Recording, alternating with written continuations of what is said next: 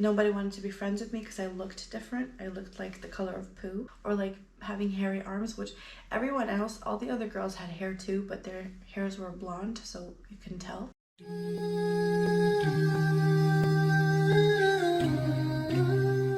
Assalamu alaikum guys, welcome back to my channel. I'm Sheikha, and today I saw something on the news and it got me going. I just need to talk about it. Muslim women go through so much scrutiny because we choose to cover. We choose to wear hijab, we choose to cover our hair, we choose to cover our body. So when I saw this article, naturally I was irritated, not because I don't want to see all women covered. Yay modesty, like I would love to see all women cover their hair, cover their bodies. However, when Muslim women in certain countries aren't allowed to wear this covering to go to school or to go to work, countries like France, Belgium, Germany, Norway, Europe, they're allowed to fire you if you choose to wear hijab. You're not allowed to go to university or school in France and Belgium if you wear hijab. That is oppression. This article basically has this new invention. Hold on, let me just see. It's called Balaklava. Balaklava. This is allowed and applauded in fashion, as we see time and time again. Kim Kardashian did it. They've done it multiple times in fashion. We're being oppressed by the Western narrative of, hey, you're a hijabi, you're a Muslim woman, you're oppressed. So let me oppress you more by telling you to take off your clothes. It's literally a violation. But then they turn around and make it into fashion, and then that's okay.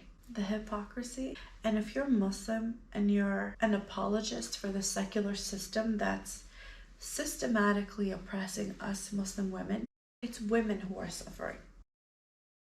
And I've been put in a box where I'm oppressed, therefore the white Western society will continue to oppress me.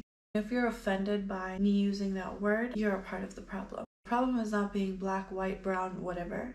The problem is owning your whiteness and what the whiteness represents. If you just take a look back in history, you won't be offended. I feel like it's an ignorance thing to be offended if I use the word white. For example, my husband, he's of Norwegian and German descent, Scandinavian descent, 100%. And he totally gets it when I'm talking about it because he doesn't own the whiteness and what comes with it. He doesn't care. You know, it's not a prideful thing for him because he knows the history. So I just want to put that out there. When I say that, I'm like, oh, but didn't you marry a white man? That's not what I mean.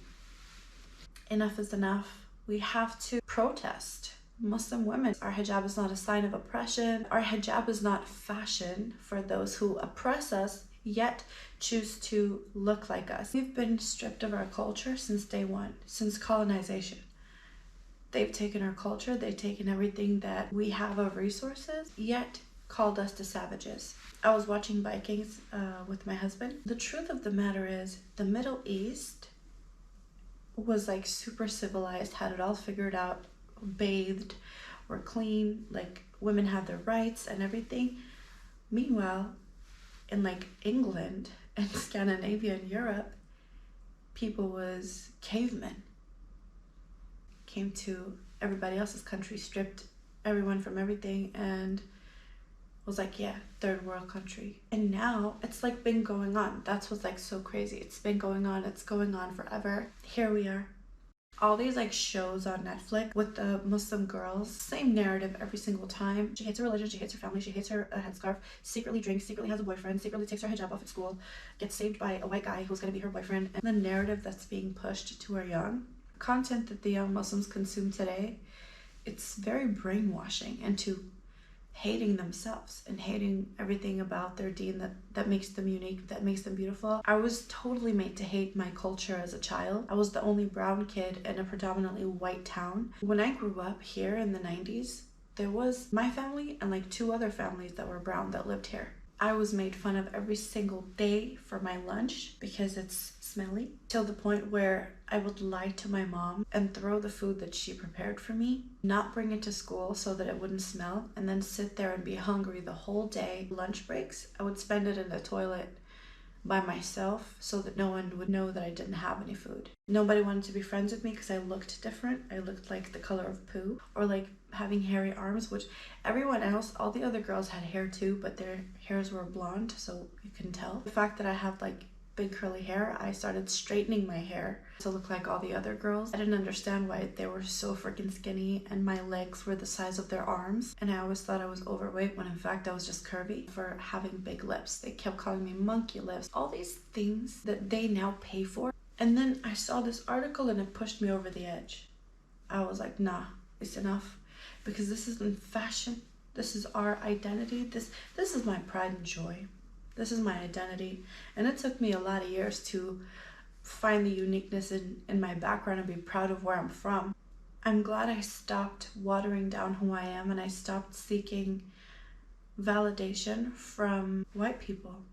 I'm not gonna sit here and make fun of myself for your racist enjoyment. Growing up in the 90s, the world looked very, very different. Seeing things like this now, my child's self gets triggered.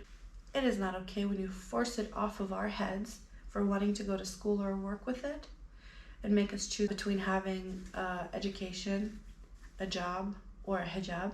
Yet, here you are on the fashion runways, in the Met Gala, in the magazines. New trend. It's literally a hijab. Like, seriously. Thank you so much for watching this video. I'm Sheikha, and so remember to check out our description box for the links of our Patreon and how to join our family. Thank you so much for your support. We really appreciate you. Bye. Thank you guys so much for watching, and that was all we had for now. Let us know what more content you guys want down in the comment section, and if you like this video, give it a thumbs up, and please subscribe to our channel if you already haven't. Love you guys so much. Thank you for your support. Assalamu alaikum wa rahmatullahi wa barakatuh.